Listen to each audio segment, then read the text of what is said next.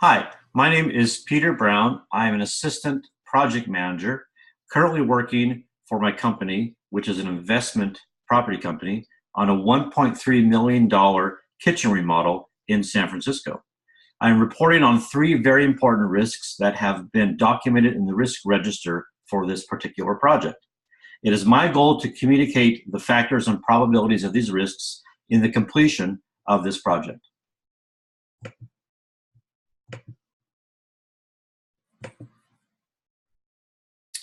Now, the first risk is the chance of scope change.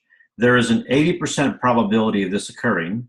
The impact is 10 on a scale of 10 being highest, with an 80% overall risk. Now, the factors for this are that the client may want features and benefit changes, which will result in having added personnel, scheduling, and other resources having to be contributed to the project. The family itself, the client is a Fritz family, and the architect is Thayer Hopkins. And of course, we would all be at the risk owners in this particular risk because this change in scope would add a lot more resources that would be needed. The trigger of this is just the regular meetings that we have, weekly meetings between the client, architect, and us.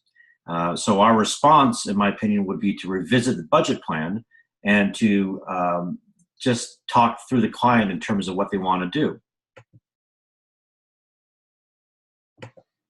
The second risk is a feasibility risk, whether or not this whole project can be done at all. This sort of ties in with the first risk in that the client is very used to getting what they want.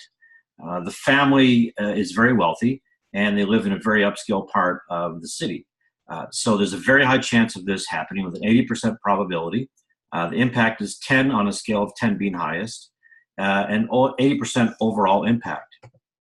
Now, the factors for this occurring would be the original scope may not meet standards set by the client. In other words, they're changing their mind. This will result in stalled projects, subcontractors not being retained as scheduled. The risk owner in this case would be, again, the Fritz family and the architect and, of course, ourselves.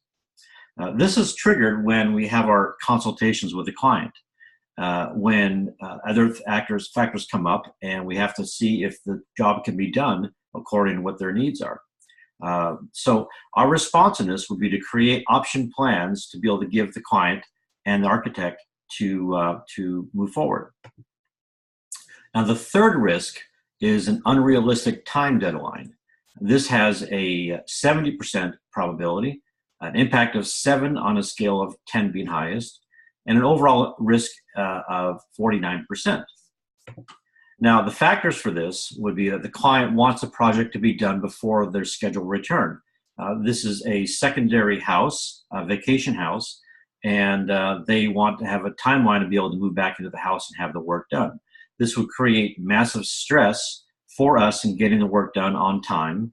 And of course, the risk owner would be the family themselves, the architect, again, Thayer Hopkins, and us. The triggers in this occurring would be just our regular reviews with the client, which occur, and the progress of the construction. The response of this would be that we have to repeat the benefits to the client and handhold them through the process. This concludes my presentation of the top risks in this construction project.